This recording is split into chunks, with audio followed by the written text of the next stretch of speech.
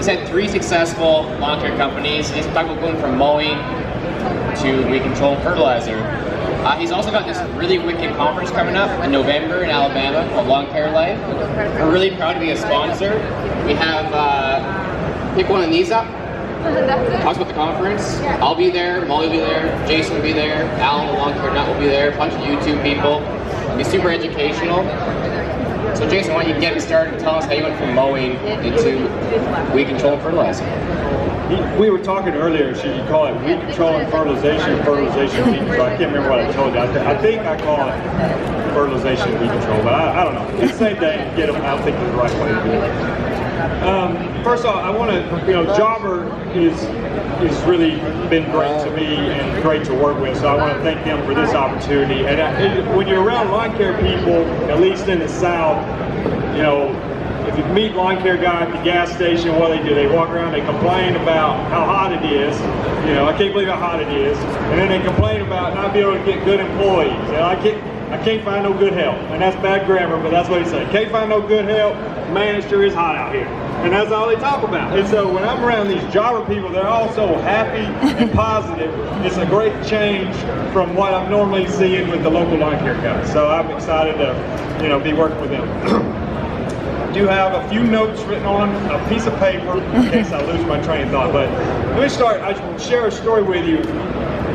I like sports and that sort of thing. And a few weeks ago, I read a story that caught me off guard. There was a fan of the New York Knicks, and he sold his fan hood on eBay for $3,500. He was so fed up with the Knicks and how pathetic they are that he sold it to the highest bidder on eBay, and he said that he would never go to another Knicks game. He burned his jerseys, and whoever won the bid could name, which team he's going to pull for. So some guy in California bought it. He's now a Lakers fan.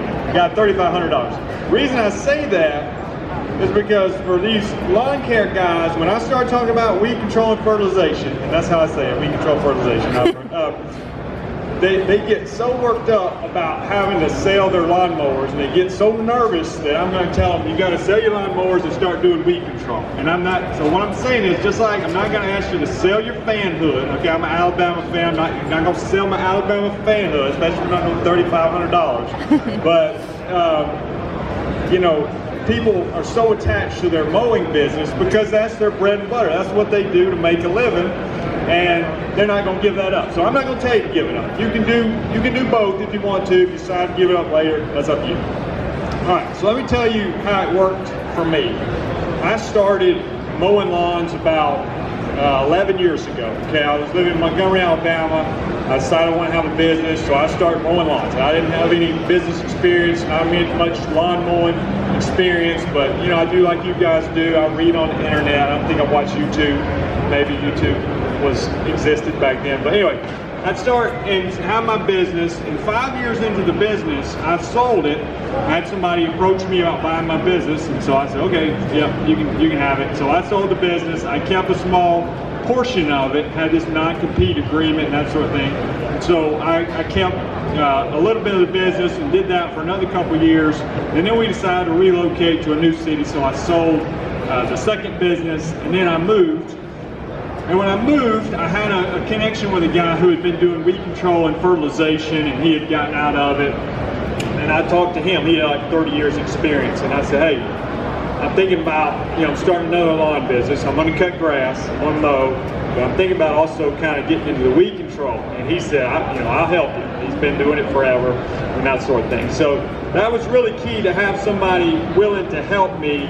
But that's kind of my story. But I want to talk about some of the pros and cons of, let's compare and contrast here. Like if you're doing weed control and fertilization, you're doing mowing. Because one advantage you're going to have, let me just ask you this, how many of y'all are mowing right now? Okay, you're all mowing. How many are doing weed control right now? Okay, so some of you doing both. Some of you may have put it on your radar that you might do weed control later on. But what will help you is if you're already doing mowing, a lot of the business skills, which in my opinion is what ultimately makes people successful usually in lawn care, is the business side of it. You've got the business skills already. That translates over. How do I go get customers? How do I market my business? What kind of customer service do I provide? And you've already got an existing customer base that you can bring over to the weed control. It's a lot easier to sell somebody that's already an existing customer base. So you're not starting from nothing, so that helps. The second thing I want to talk about is, when I talk about the pros and cons, just comparing them, you've got, I compare it to like a garbage truck service. Okay, now this may sound a little bit different, but when one city I lived in, we had a garbage truck. You got the driver, he's got two guys on the back of the truck, and one guy drives, he jumps off the truck, he parks the truck, two guys jump off, they grab the garbage cans, and I'm thinking, I don't know if that's the best way, because where I live now, they got one guy driving the truck, he's got a fancier truck, he pulls up, the truck grabs the can, dumps it in there, and it's gone. One guy versus three guys, and I'm telling you, in lawn care, I don't care what kind of lawn care you're doing, labor is one of your biggest expenses. So one of the biggest differences you're going to find in weed control versus mowing is the labor costs go way down, because one person can generate the same amount of revenue that three people can generate in mowing. So I'm saying roughly $1,000 a day revenue when you're doing weed control and fertilization is a normal day. Okay, that's not like crazy. Yeah, that's just what normal weed control technicians out there, and they had a full day and they generated $1,000. Now that's not all profit, but it's hard for one guy to go out there and make $1,000 mowing grass. I've done it, so numbers are different. But I think where you're going to make up on that labor side, is cheaper on the weed control, but you've got and the equipment is cheaper. To be honest with you, you got a spray tank. Spray tanks are not cheap, but zero-turn mowers are not cheap. The amount of maintenance that it requires to keep up the equipment is significantly less, because I got this tank, I got a little Honda engine, it cranks every time, nothing tears up. I do like 10 minutes maintenance a month, maybe, so there's no sharpening blades, all that stuff that, is not bad, but you don't make money by sharpening your blades and greasing your mower and all that. It's just one of those things you have to do to make money later on. So on your point, now the difference is for the weed control side, you do have the chemical costs. So you've got, you're spraying herbicides, you're using fertilizers. Those things are not cheap. So you're looking at 20 to 25% of your revenue is probably going to go to the products that you're putting on the ground. So, but when you calculate all that up, me personally, I'd rather spend 20 to 25% on this product than the amount that it's going to cost on labor for the mowing side. At the end of the year, when you come down to the bottom line, which is really the only line I usually care about, it's usually the profit margins are better in weed control and fertilization. I don't know anybody that's done both that argues that point. So let's see what else I got to talk about. So practical steps here. So here's what you need to do. If this is on your radar, like I said, you don't have to quit mowing, you don't have to do any of that, but if you say, this is something that's intrigued me, maybe this year I want to try to, make the jump into weed control, not give up mowing, or maybe down the road, there's a few practical things you need to do. One, you need to find out how you need to get licensed in your area, in your state, okay? In Alabama, it's not crazy hard. You take a test, you pay money, you call the Department of Agriculture, they send you a study guide, you take a test, you get licensed, and then you have continuing education points to keep up every 3 years. I know that's how it works in a lot of states. Some states, the requirements are more difficult. That's not necessarily a bad thing. From what I've heard, let me give you an example, like Mississippi, Florida, they have stricter requirements. But from what I hear, the people who, because the requirements are stricter, when you get past those requirements, you got less competition than we do. Does anybody know how much competition there are mowing grass? There's a lot of competition. There's far less competition doing weed control, and in these other states where there's more requirements, there's even less competition, so the ones doing it are racking up because they don't have the competition. And I know that I've done both. I have an easier time gaining customers doing weed control because I'm not competing against near as many people. I mean, I gain 100 customers a year in a small town doing nothing, no advertising, just kind of being around. I mean, I'm on the internet and that sort of thing, but I'm just saying there's not as many competitors, so it makes it easier. So you need to find out how to get licensed. You need to find a mentor. I'm gonna use that term because you can't just, I'm not gonna say can't, but it's gonna be quite difficult for you just to read on the internet or go buy some products and say, okay, this says here on March I'm supposed to put this weed and feed I bought at the big box store on the ground and I won't have any weeds next year. It is a little more complicated, and again, I look at that as a good thing. You're keeping the competition out because they're intimidated by the learning curve. And a lot of people get confused. They think, I'm having to get this license so that I can buy these certain products. That is true in some cases, but most of the time, any homeowner can go buy the vast majority of the same stuff that I'm using on their lawn. It's not about getting a license so that you can go buy it. They're paying you because you actually know how to use what you went and bought. They're paying you for your knowledge and you have the equipment, and they're paying you for results, not some special license to purchase some special product that they couldn't get. So if you find somebody who is in your area who can help train you, I say your area, weeds and grass types are regional, okay? When people call me and they say, I live in Oregon and I have this weed, I live in Alabama, and I say, I've never seen that weed in my life, and I don't know what it is, or I sure don't know how to get rid of it. So you need to find somebody, at least if you're in a warm season grass area, like I was talking with Matt over here, he lives in North Carolina, but he deals with the same grass types that I deal with. Centipede, Bermuda, Zoysia, St. Augustine. So we can have a conversation about grasses, but you got somebody with cool season grasses, you need to find somebody who understands cool season grasses because it's night and day different on how to approach that. So finding a mentor, for me, like I said, I had somebody, and ultimately, really, they need to just tell you what to do and when to do it at the beginning, okay? So my guy, he says, okay, we're gonna do a 6-step program. Here's step 1, January and February, you're gonna apply these products at this rate. March and April, you're gonna apply these products at this rate.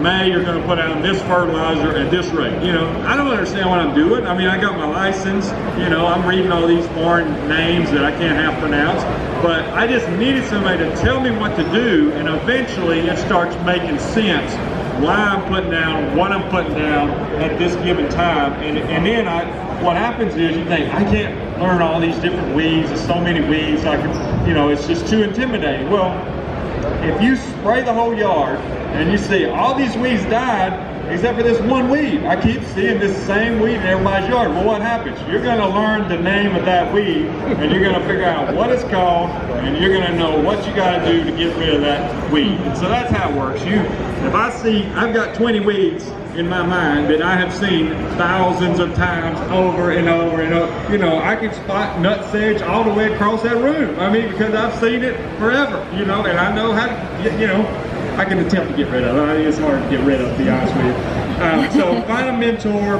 get licensed, and then you need help with the pricing and things like this. In my opinion, the pricing for weed control and fertilization is usually higher. I mean, to be honest with you, a yard that might take me 30 minutes to do by myself, let's say you're able to charge $45 or $50 or whatever. Well, I might charge $50 for that same lawn, and it literally took me 5 minutes. Again, we're not working by the hour here, okay? The customer is paying you for results on their property, and nobody comes out and says, how much you charging me per hour? It's not about that. They don't care, because you're only coming so many times a year where you're mowing grass, every week or every other week.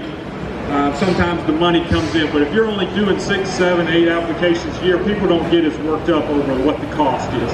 Now the downside is you're doing 6, 7, 8 applications a year, you got to have a lot of customers to make it work. And this is one of the biggest challenges of going full-time in weed control and fertilization, and maybe why, if you're already mowing, you need to keep mowing to supplement your income. When I started doing weed control and fertilization, had 0 customers. And I started mowing too because I needed just to make an income. You know, I moved to a new town, literally no customers. So I'm mowing grass. It took me 3 years to fill up my schedule to where I didn't have gaps between, you know, time off when I was working. So, and that took about 400 customers. So, you know, it took me like 3 years to get 400 customers. Finally, I got a full route. But the difference is, where in mowing, I'd work 8-9 months out of the year. Wintertime, I'm, you know, playing around trying to clean up leaves. Maybe I got some commercial contracts, but my income took a huge dip. Now, at least in the South, I know, you know, if you live up north, you got snow all over the ground, it's a different ballgame. But for us, there is no variation in my income. 12 months out of the year, you know, it's the same. I don't get as many vacation days in the wintertime, and that's, you know, a negative, I guess. But the income is steady. And I really like that as a business model, being able to keep employees year round. I don't have to say, well, we don't have any work for you to do this winter, you know, then you come back in March. We don't do that. I can year round income, steady work, and that's really good as a business model.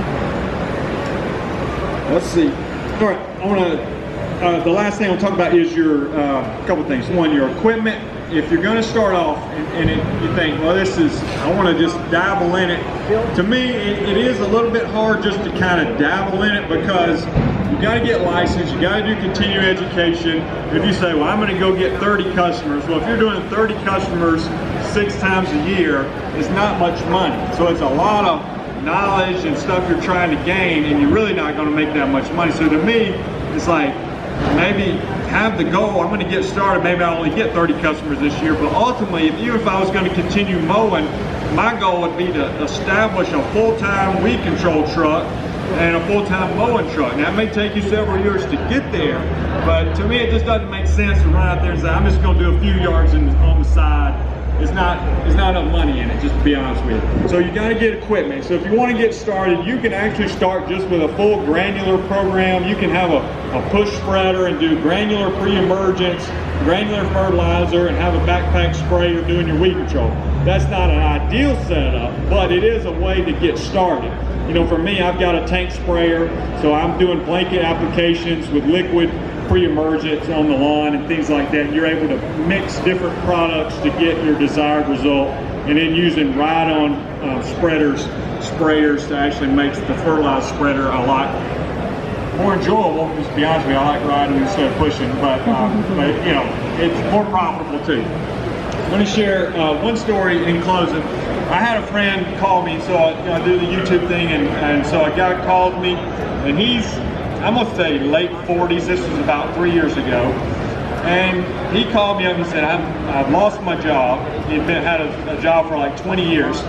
Lost his job. He wasn't broke. He had a little bit of savings. I think his wife maybe had just retired as a teacher or something, so he wasn't in a desperate situation, but at the same time, he wasn't at a retirement age. He needed something to do.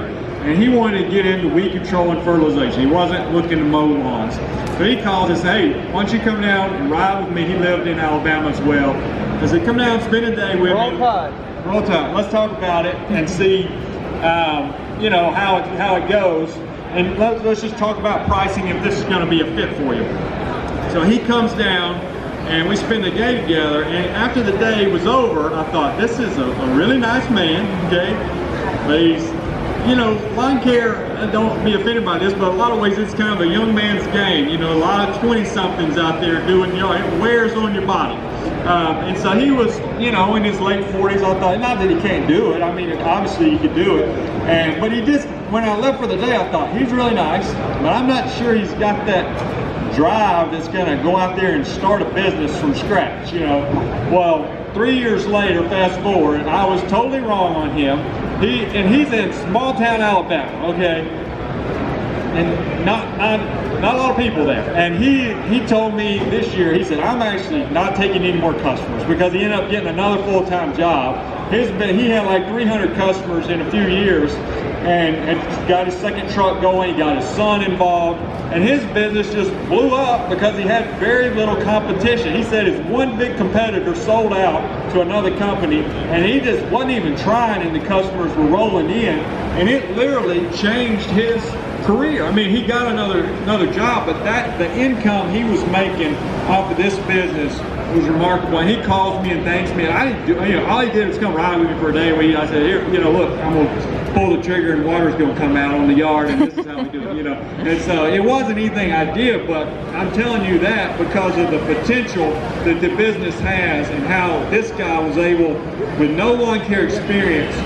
because one, we connected him with a mentor, we showed him how you can do it, and then he went by, he obviously had a lot more business sense than I gave him credit for when I first met him. So that's all I have, but I want to take a minute and open up for questions. I know this can be an intimidating thing to enter into, but if anybody has any questions, I'd be happy to answer those.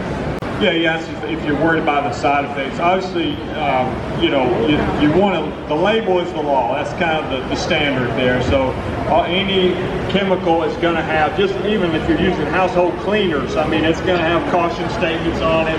There's going to be a label that tells you warning. So when you're mixing chemicals, they're using in a very concentrated form. You want to be even more careful then. But even when you're working, you know, it's long sleeves, rubber gloves, rubber boots. Those are kind of standard personal protection, and you know, you'd be wise to at least do that. Or just some random product that's like unusual. Well, I'm probably gonna like quadruple the price of the product. But like normally my normal pricing for my apps is done a little bit different. So I have kind of a sliding range that would start from 2,000 square feet. So like on mowing, because your biggest expense probably is your labor if you have crew. So it's all, your pricing is heavily based on the time that it's going to take you. Well, in the weed control, your biggest expense, or one of them, is the actual product you're putting on the ground. So it has a lot more to do with the square footage of the property. So you want to get a good measurement, not just for pricing, you also want to get a good measurement because when you go to order product, if I say, you know, I've got to order, how much fertilizer do I need? Well, I don't want to just guess.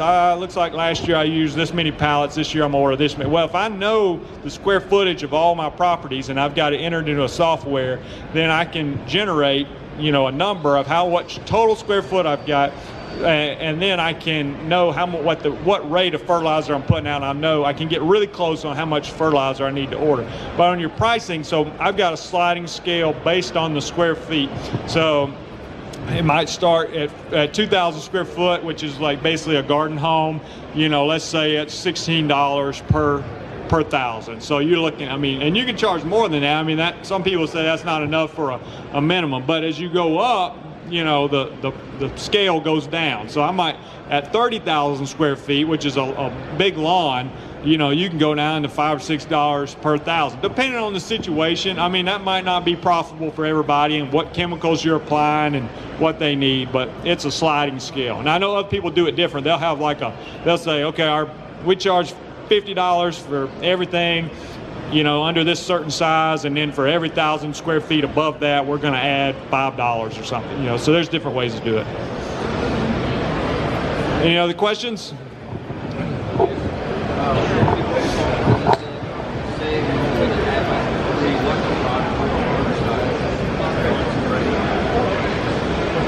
He's asking, how would you price it if you're adding multiple products into a liquid tank or something? You know, the way we do it, and again, there's different ways to do things, but for me, each application costs the same. So if I'm doing 7 applications, let's just say for the sake of argument, it's $50 per application.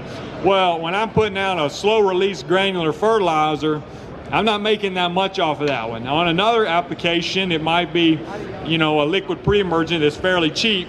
I'm not going to charge the customer $28 this month, $75 one month, $42 the next month. You know, it's the same price, but all of them are not as profitable. So it averages out over the year. So I don't, you know, usually those liquid applications where you're doing a pre-emergent, you're mixing in some post-emergent, those are actually quite profitable because most of those products are not that expensive. The granular fertilizer is usually, you know, gets expensive. Do you find the customers that usually want like just one, just get rid of my weeds and leave, or are they wanting like a full on like year package? Yeah, that's a good question. Do customers want just, it would, just like for mowing, you know, most people don't want to come in and just do one cut unless it's like the next door neighbor or something. And you got time, you might cut that guy's yard, and as long as they pay you up front, you don't have to go chasing money. But on the weed control, you know, I've had that situation. The neighbor comes down, he's like, hey, can you spray my yard too? Like it's some kind of one, if I spray it one time, it'll be fixed forever, you know. I was like, you know, if you give me some money right now, I mean, a lot of times I still won't do it because, I mean, legally you got to keep records on what you're spraying, when you're spraying, and things like that. It's not just like cutting their grass. So, I mean, I really don't like doing that. I'm not saying I never have, but you want to still keep records of that. But I did have one customer this year, and he didn't quite understand the program, but he said, you fixed my yard. You know, I'd been working on it for a year or two, pretty much got it looking decent. He said, okay, you fixed it. Now we're done. You know, I was like, hold on now. There was no talking him out of it. He actually gave me, he said, but I got another house in this other town. Can you go fix that one now? Let's stop this one. I said, okay, well, you probably going to call me back about this one in about 6 months because this, you know, that's not, anyway, he didn't understand and there was no talking him out of it. You need to sell a full year's package and then you'll kind of just break the whole program up into a monthly payment, I guess? Yeah, I charge per application. So if I'm doing 7 apps a year, they get an invoice on their door every time, or you email it, they pay with a credit card. So they, you know, I don't get behind, you know, so if they hadn't paid for this application, I'm not coming back to do another one. So they got 2 months to pay, roughly 6 to 8 weeks. But yeah, it's the same price. Some of them prepay at the beginning of the year, and they get a discount if I want to do that. But you know, that's usually how it works. So typically you do like pre-emergent, fertilizer, fungicide, kind of you go over like what you're doing in your setting. Yeah, well, yeah, we can talk maybe afterwards, but there's different grass types require different programs. So what you would do on one grass type would not necessarily be the same in different areas. So what I do in Alabama is not what somebody would do even with a similar grass type, even in South Alabama versus North Alabama. The timing is different based on when weeds germinate, when a certain application would be most effective. And like, for instance, zoysia grass might be more susceptible to grubs and more needy of a grub control treatment than you know, a Bermuda lawn or something. Or maybe St. Augustine is going to have chinch bug problems, so that is something you want to build into the program. But what you don't want to do is say, somebody says, well, I just want 2 applications a year. I don't, you know, a lot of times when I found they want a lesser program, they still want the same results. And, you know, I want to do 3 treatments instead of 7, and then they would call you because they got weeds. It's like, well, you're doing 3 treatments, you know, it's just not going to work. So I might do that for a friend, but on normal people, I don't like doing it. And I just tell them, no callbacks. You know, it is what it is. We're going to, he mentioned, I'll just briefly talk about this, but we are hosting the Lawn Care Live Conference. It's in November 15th and 16th. If you want to interested in that, it's where I live, north of Birmingham, Alabama. We've got a bunch of speakers coming in, a bunch of great sponsors, including Jobber. A lot of prizes we're giving away. But we'd love to host you guys. We'll be going into more detail. It's not just a weed control conference. We're talking about developing business skills and how to make money in the lawn care business, marketing, financial advice, accounting. But we will have a section for those who are interested in weed control. We'll split the group up and say, hey, if you're interested in weed control and you don't know where to start, we're going to help you put together that program like you're talking about, what to spray, when to spray it. We got a cool season guy coming. We got a warm season guy coming. So depending on what your grass type is, and we can help. What I like about these events is you're able to make connections with people, get to know people, stay in touch with them. I'm meeting people here that I met last year, and they come talk to me, but we stay in touch because, you know, you can't read a book, read 3 labels on a product and say, okay, I'm ready for the weed control business. It takes years, to be honest, to get it down, but we can help you get started and kind of support you as you make that jump. You guys are awesome. Any more questions? I'd be happy to answer it. See me afterwards.